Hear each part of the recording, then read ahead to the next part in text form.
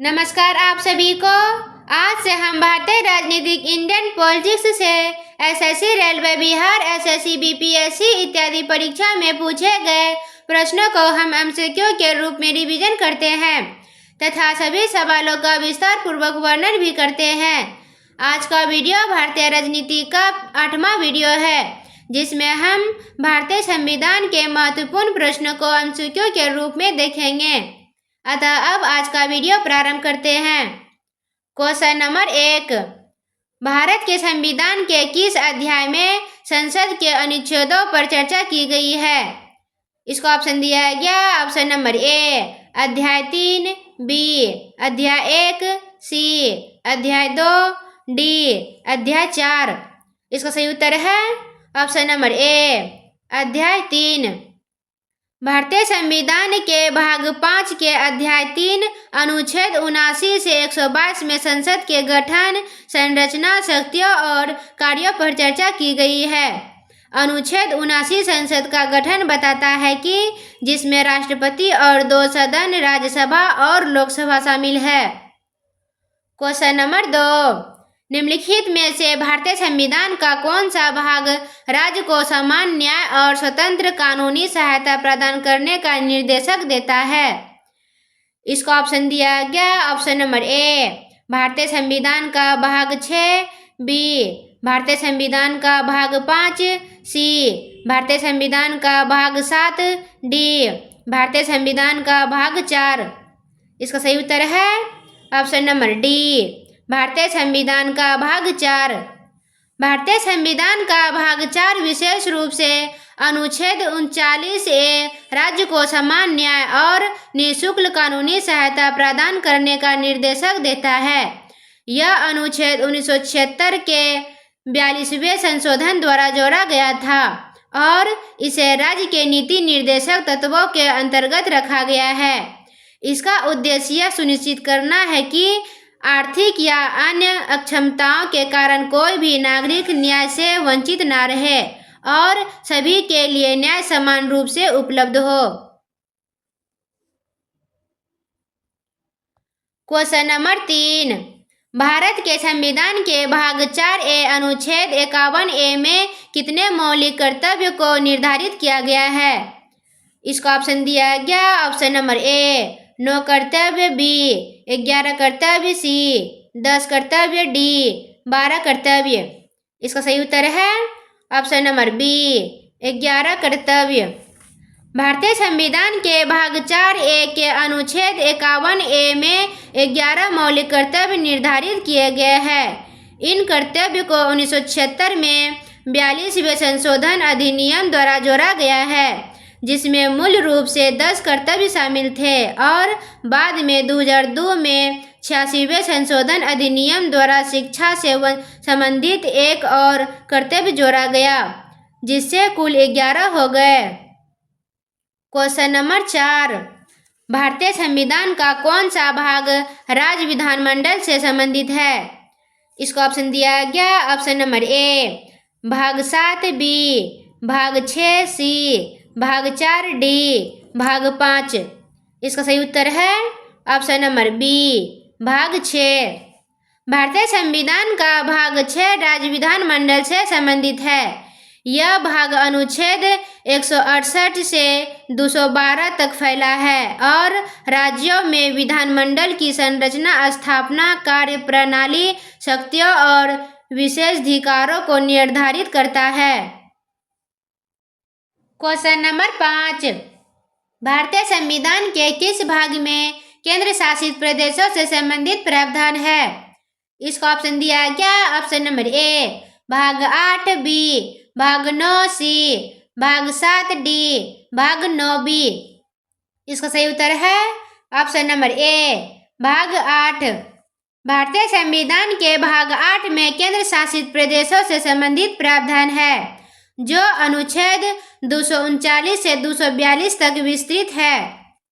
यह भाग केंद्र शासित प्रदेशों के प्रशासन, शासन और शक्तियों का वर्णन करता है, जिसमें दिल्ली के राष्ट्रीय राजधानी क्षेत्र दिल्ली के रूप में विशेष प्रावधान भी शामिल है। क्वेश्चन नंबर 6, भारत के संविधान का भाग 8 किससे संबंधित है?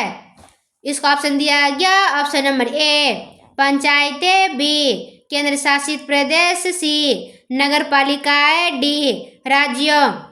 इसका सही उत्तर है ऑप्शन नंबर बी केंद्र शासित प्रदेश। भारतीय संविधान का भाग 8 केंद्र शासित प्रदेशों के प्रशासन से संबंधित है।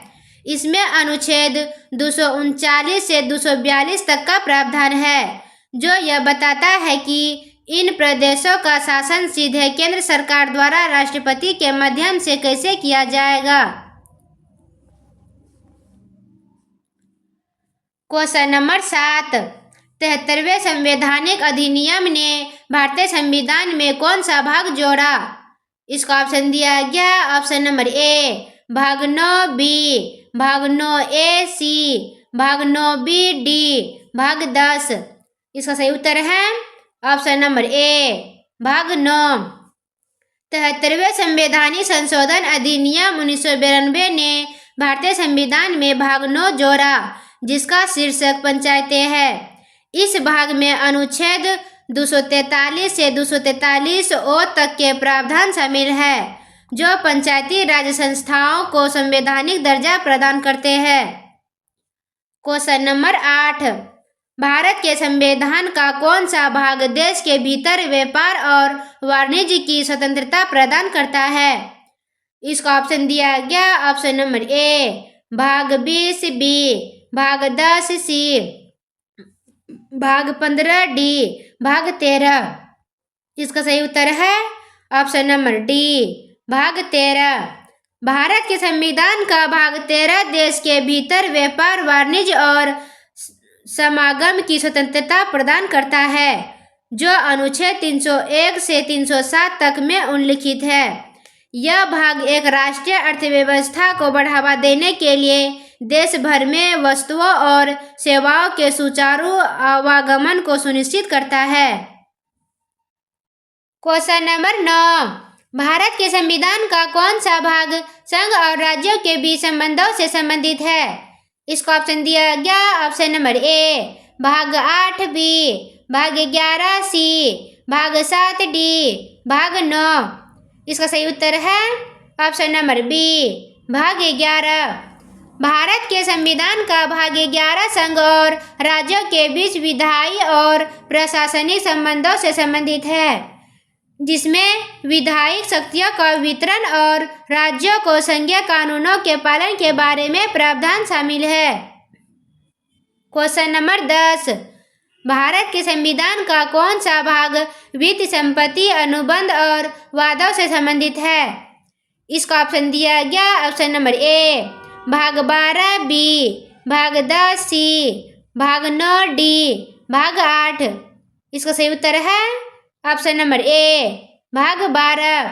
भारतीय संविधान का भाग 12 वित्त, संपत्ति, अनुबंध और वादों से संबंधित है, जिसमें कराधान, विभिन्न निधियों जैसे संचित निधि और आकस्मिक निधि की परिभाषा, संपत्ति रखने का अधिकार और संघ तथा राज्य सरकारों द्वारा उधार लेने से संबंधित प्रावधान शामिल है। क्वेश्चन नंबर 11, भारतीय संविधान के किस भाग में संघ लोक सेवा आयोग का प्रावधान है? इसका ऑप्शन दिया गया। ऑप्शन नंबर ए भाग 10 बी, भाग 18 सी, भाग 14 डी, भाग 16। इसका सही उत्तर है ऑप्शन नंबर सी भाग 14। भारतीय संविधान के भाग 14 के अंतर्गत संघ लोक सेवा आयोग यूपीएससी का प्रावधान है, जो अनुच्छेद 315 से 323 तक में वर्णित है।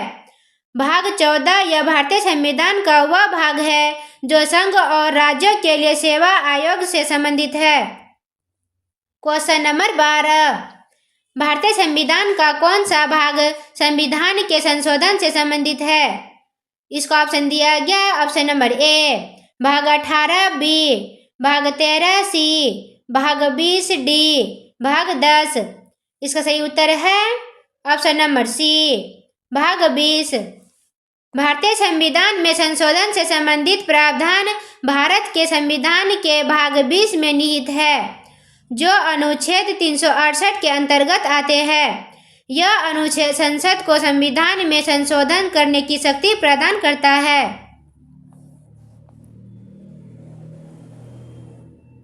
क्वेश्चन नंबर 13, संविधान के किस अनुच्छेद में यह अंकित है कि इंडिया अर्थात भारत राज्यों का एक संघ होगा?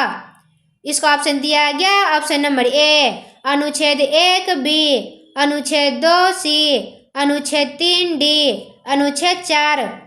इसका सही उत्तर है ऑप्शन नंबर ए अनुच्छेद 1। भारतीय संविधान के अनुच्छेद 1 के खंड 1 में यह अंकित है कि इंडिया अर्थात भारत राज्यों का संघ होगा। यह अनुच्छेद भारत के संवैधानिक नाम और उसकी भौगोलिक संरचना को परिभाषित करता है। क्वेश्चन नंबर 14, संविधान के अनुच्छेद 1 में भारत को क्या कहा गया है? इसका ऑप्शन दिया गया। ऑप्शन नंबर ए परिसंघ, बी महासंघ, सी परिसंघ प्रबल एकात्मक आधार के साथ, डी राज्यों का संघ। इसका सही उत्तर है ऑप्शन नंबर डी राज्यों का संघ। संविधान के अनुच्छेद 1 में भारत को इंडिया अर्थात भारत राज्यों का एक संघ कहा जाता है। यह प्रावधान देश का नाम और राज्य व्यवस्था के प्रकार को परिभाषित करता है, जिसमें भारत राज्यों के समझौते से नहीं बल्कि एक अविनाशी संघ है। धन्यवाद।